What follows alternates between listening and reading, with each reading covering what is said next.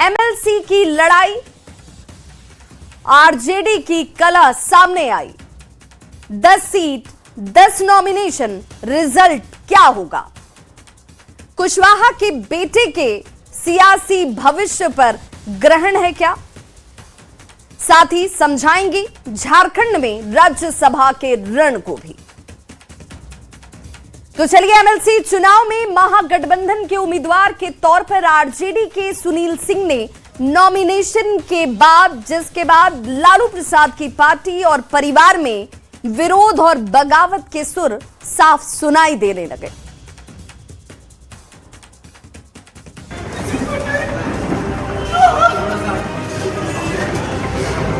मैं रात सो नहीं पाया।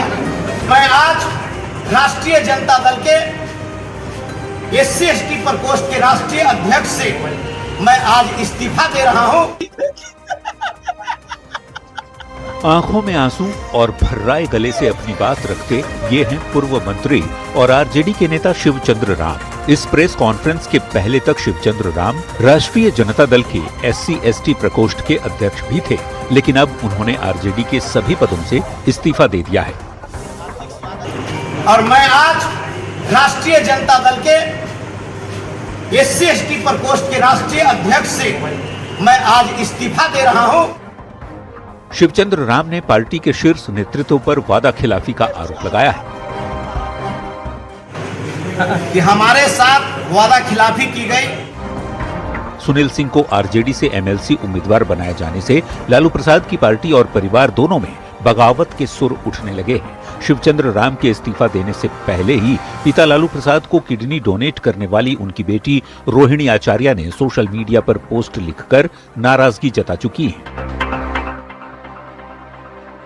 गुटबाजी, भीतरघात, विश्वासघात, मक्कारी जिसकी फितरत, विरोधियों से जिसकी मिली भगत, नजदीकियों की बात बताकर उगाही, वसूली करना जिसका धंधा, जो अपनी झूठी धौंस जताने के लिए पार्टी कार्यालय में पार्टी के कार्यकर्ताओं, पदाधिकारियों को सामने बिठाकर बहन बेटियों के बारे में ओछी अमर्यादित बातें करता है, उसको कैसे उसके ही द्वारा उम्मीदवार बना दिया गया, जिसे सामाजिक न्याय की लड़ाई को आगे ले जाने पार्टी की बेहतरी की जिम्मेदारी लालू जी ने सौंपी। समर्पित, निष्ठावान कार्यकर्ताओं, नेताओं का टोंटा पड़ गया क्या?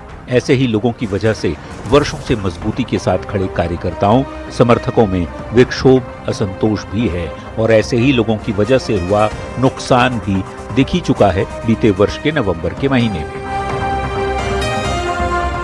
हालांकि सुनील सिंह ये कहकर बचने की कोशिश करते दिखे कि वो रोहिणी आचार्य की बहुत इज्जत करते हैं, वो पार्टी की नेता हैं और उनका सम्मान है। उनके प्रति मेरा पूरा सम्मान है, रोहिणी जी के प्रति मेरा पूरा सम्मान है। अब सुनील सिंह भले ही रोहिणी की नाराजगी पर गोलमोल जवाब देकर बचने की कोशिश करें, विरोधियों को तो निशाना साधने का मौका मिल ही गया है। सवाल है कि सरकार को घेरने की तैयारी में जुटा आरजेडी खुद अपने घर की लड़ाई से कब तक जूझता रहेगा। न्यूज़ 18 के लिए पटना से रवि एस नारायण, अमित कुमार और धर्मेंद्र कुमार के साथ ब्यूरो रिपोर्ट।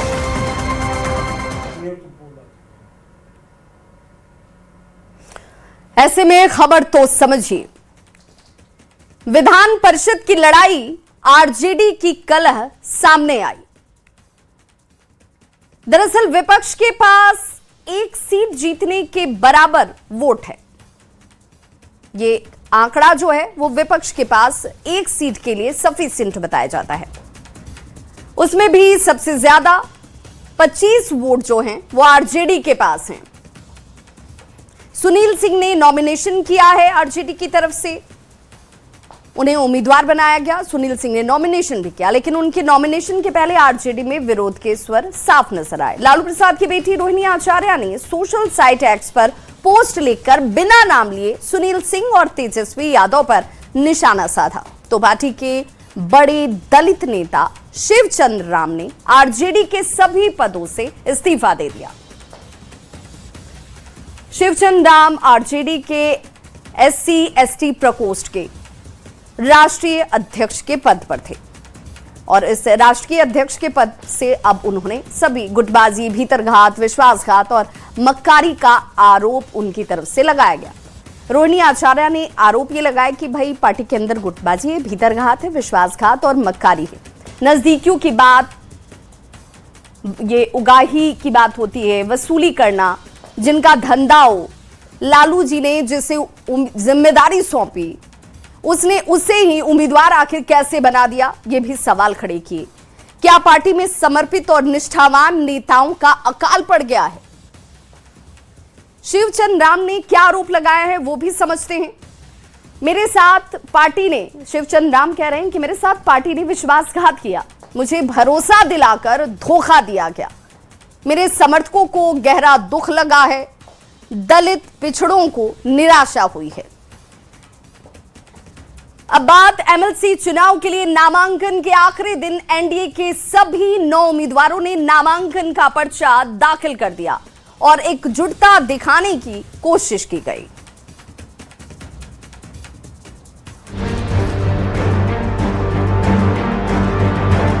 बिहार विधानसभा का मुख्य गेट पर खड़े होकर विक्ट्री साइन दिखाते एनडीए के नेता। तस्वीरें विधान परिषद चुनाव के लिए नॉमिनेशन के बाद की। पार्टी ने जो उसका विश्वास किया है, भरोसा किया है, उसके लिए धन्यवाद। एमएलसी चुनाव के लिए नामांकन के आखिरी दिन एनडीए के सभी 9 उम्मीदवारों ने नामांकन का पर्चा दाखिल कर मजबूत और एकजुट एनडीए का संदेश दिया।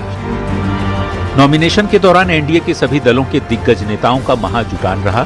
सीएम सम्राट चौधरी, केंद्रीय खाद्य एवं प्रसंस्करण मंत्री चिराग पासवान, जेडीयू के राष्ट्रीय कार्यकारी अध्यक्ष संजय झा, केंद्रीय मंत्री ललन सिंह सहित कई नेता मौजूद रहे।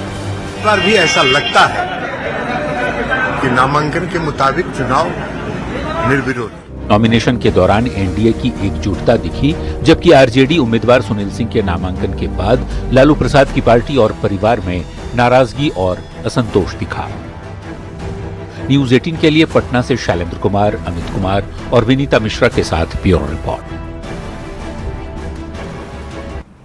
तो एनडीए भी जहां नॉमिनेशन के दौरान एकजुटता नजर आई, वहीं महागठबंधन की बात कर लीजिए, आरजेडी की बात कर लीजिए, वहां घमासान नजर आया।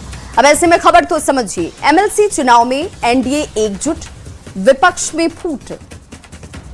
दरअसल बिहार में खाली हो रही 10 सीटों पर एमएलसी का चुनाव हो रहा है। इनमें 9 सीटों पर पूर्णकालिक द्विवर्षीय चुनाव है, जबकि एक सीट जो पूर्व मुख्यमंत्री नीतीश कुमार के राज्यसभा जाने की वजह से खाली हुई है, उस पर उपचुनाव हो रहे हैं। अब 10 सीट वाले चुनाव में एनडीए की ओर से 9 उम्मीदवारों ने नामांकन किया है। पूर्णकालिक चुनाव वाली 8 सीटों पर एनडीए ने अपने उम्मीदवार उतारे हैं, जबकि उपचुनाव वाली एक सीट पर उम्मीदवार उतारा गया है। दूसरी ओर विपक्ष की बात करें तो विपक्ष की ओर से एक सीट पर उम्मीदवार उतारे गए हैं। एनडीए के किस किस नेता ने नॉमिनेशन किया, अब जरा वो भी देख लीजिए। पवन सिंह, भोजपुरी के पावर स्टार संजय मयूख, अनिल कुमार ठाकुर, शीला पंडित, निशांत कुमार, भारती मेहता, शिवरानी देवी प्रजापति, ललन प्रसाद, अशरफ अंसारी, ये वो चेहरे हैं जिन्हें आप देख भी पा रहे हो। अब ऐसे में महागठबंधन की तरफ से किस नेता ने नॉमिनेशन किया? एकमात्र चेहरा सुनील सिंह, जो आरजेडी की तरफ से नॉमिनेशन करते नजर आए। मतलब ये कि विधान परिषद की कुल 10 सीटों पर चुनाव होने जा रहा है और मात्र 10 ही लोगों ने नॉमिनेशन किया है। ऐसे में नामांकन पत्रों की जांच के बाद सभी के निर्विरोध चुनाव होने तय हैं। अब क्यों कहा जा रहा है कि एमएलसी चुनाव में एनडीए एकजुट और विपक्ष में फूट है, उसे समझिए। नॉमिनेशन की जगह एनडीए की एकजुटता नजर आई, नॉमिनेशन पर सभी एक साथ दिखे। गठबंधन के सभी दलों के सदस्यों की मौजूदगी नजर आई। विपक्ष के अंदर विरोध के सुर सुनाई देते नजर आए। नाराज होकर शिवचंद्र राम ने पार्टी के सभी पदों से इस्तीफा दे दिया। लालू प्रसाद की बेटी रोहिणी आचार्य ने भी इस पर अपनी नाराजगी जाहिर की। अब देखिए, एमएलसी चुनाव में नॉमिनेशन होने के बाद अब सवाल उठ रहा है कि उपेंद्र कुशवाहा के बेटे और मंत्री दीपक प्रकाश का आखिर क्या होगा, क्योंकि दीपक प्रकाश को एमएलसी चुनाव में उम्मीदवार नहीं बनाया गया। जब उपेंद्र कुशवाहा से इसे लेकर सवाल पूछा गया कि उनके बेटे का क्या होगा, तो कुशवाहा की नाराजगी और दर्द दोनों साफ झलक गए।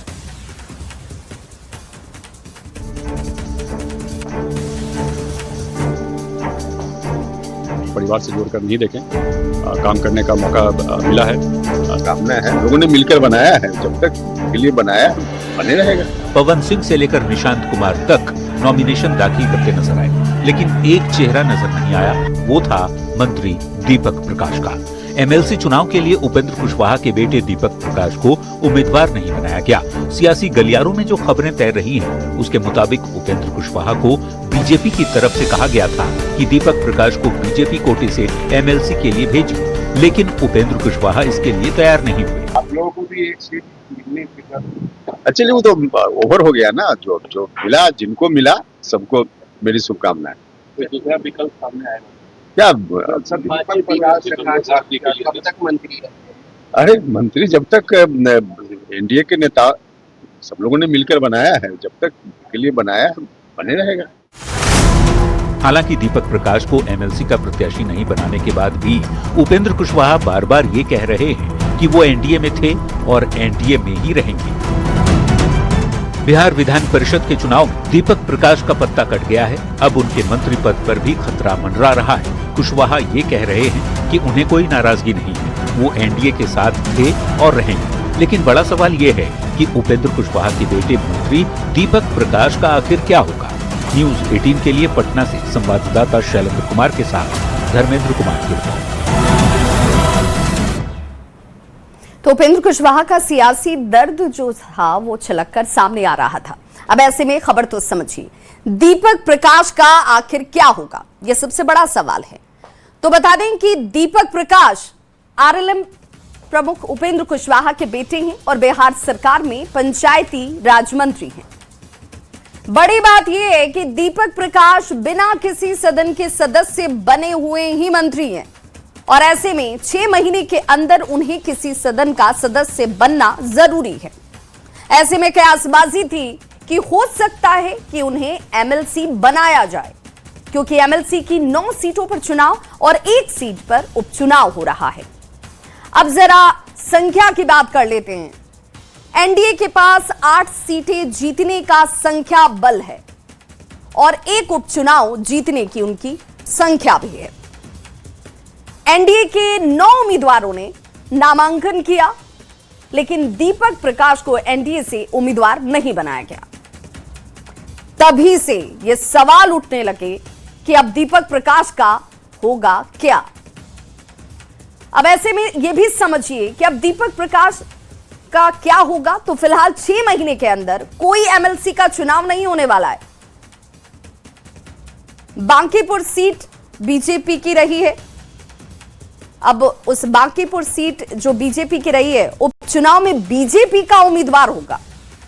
6 महीने के अंदर दीपक प्रकाश का किसी भी सदन का सदस्य बनना मुश्किल लग रहा है। दीपक प्रकाश नवंबर के पहले हफ्ते तक मंत्री रह सकते हैं। 6 महीना पूरा होने पर उन्हें इस्तीफा देना होगा। अब दीपक प्रकाश का मामला क्यों फंसा हुआ है वो भी समझिए। तो विधानसभा चुनाव में आरएलएम के 4 विधायक जीते। संख्या के हिसाब से आरएलएम को 1 मंत्री पद मिल सकता था। उपेंद्र कुशवाहा ने किसी विधायक को मंत्री नहीं बनाया। उपेंद्र कुशवाहा ने इस जगह अपने बेटे यानी कि दीपक प्रकाश को मंत्री बना दिया। अब दीपक प्रकाश को 6 महीने में एमएलए एमएलसी बनना जरूरी था। 2024 में चुनाव हारने के बाद उपेंद्र कुशवाहा भी किसी सदन के सदस्य नहीं थे।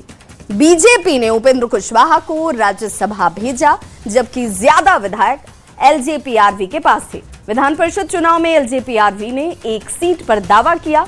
अब राज्यसभा और विधान परिषद दोनों ही सीट कुशवाहा को देना मुश्किल था। राज्यसभा चुनाव को लेकर मुकाबला रोचक हो चुका है। महागठबंधन ने एकजुटता का संदेश देते हुए कांग्रेस और जेएमएम से एक उम्मीदवार उतारे। उन्होंने आज पर्चा भरकर नामांकन किया। वहीं बीजेपी के उम्मीदवार नहीं उतारने को लेकर सियासत भी तेज हो गई।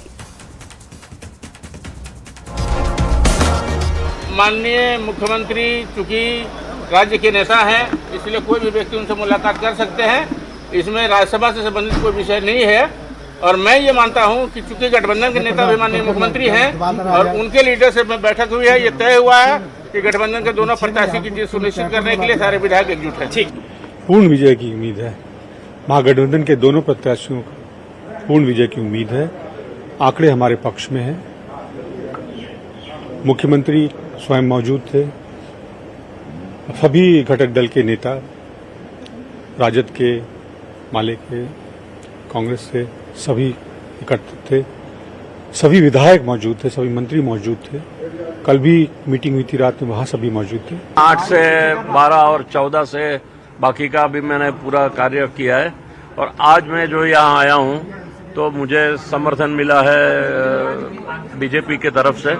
बट मेरा सभी पार्टियों से मेरा नाता पहले से ही रहा है, चाहे जेएमएम हो या कांग्रेस हो या निर्दलीय हो, कोई भी आंसू था सब पहले। तो मेरे लिए कोई नई एरिया नहीं है और मैंने जो काम किया है झारखंड में ये आपको सबको परिचित है। राज्यसभा चुनाव को लेकर सियासी सरगर्मी तेज हो गई है।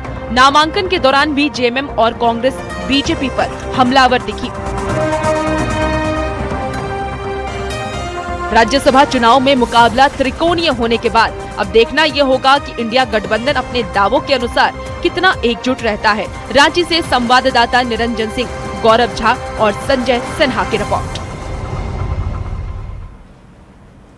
तो त्रिकोणीय इस मुकाबले ने राज्यसभा के रण को रोचक बना दिया है। वैसे में खबर तो समझिए, झारखंड की तैयारी, कौन मारेगा बाजी। झारखंड के चुनावी रण को समझने के लिए समझना जरूरी है कि कितने सीटों पर चुनाव हो रहे हैं और कितने उम्मीदवार हैं। तो आपको बताते चलें कि झारखंड में राज्यसभा की 2 सीटों पर चुनाव हो रहा है, जबकि 3 उम्मीदवार चुनावी मैदान में हैं। गठबंधन के हिसाब से झारखंड में राज्यसभा चुनाव को समझना जरूरी है। तो सत्ता पक्ष यानी कि इंडिया गठबंधन 2 उम्मीदवार उतार चुके हैं, जबकि विपक्ष की ओर से 1 निर्दलीय उम्मीदवार हैं जिन्हें बीजेपी और एनडीए का समर्थन है। किस पार्टी से कौन कौन उम्मीदवार उतरे हैं?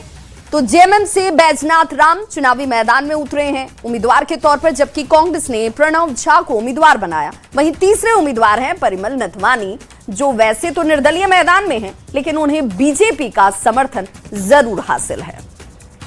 अब एक सीट के लिए कितने वोट चाहिए? तो एक सीट के लिए 28 वोट की दरकार है। संख्या बल की बात करें तो जेएमएम के पास 34 विधायक हैं, कांग्रेस के 16 विधायक हैं, आरजेडी के 4 विधायक हैं, जबकि लेफ्ट के 2 विधायक। मतलब इंडिया गठबंधन के पास कुल 56 विधायक। वहीं एनडीए की अगर बात करें तो बीजेपी के पास 21 विधायक हैं, आजसू के पास 1, जेडीयू का 1, एलजेपीआरवी का 1 विधायक, यानी विपक्ष के पास कुल योग वोटों का 24। वहीं एक अन्य विधायक हैं जयराम महतो। अब आईएनडीआई की बात करेंगे तो 2 सीट के 56 वोट की दरकार, और गठबंधन की बात करें तो 56 वोट की दरकार गठबंधन को। तो जीतेगा कौन, बाजी कौन मारेगा, यह बड़ा सवाल है। एनडीए समर्थित उम्मीदवार के पास 24 वोट और जीतने के लिए 4 वोट की जरूरत दरकार। अब ऐसे में झारखंड में राज्यसभा की तैयारी और कौन किस पर भारी, तो आईएनडीआई के सामने अपने कुनबे को बचाए रखने की एक बड़ी चुनौती है। निर्दलीय उम्मीदवार को विरोधी खेमे में सेंधमारी करना जरूरी है।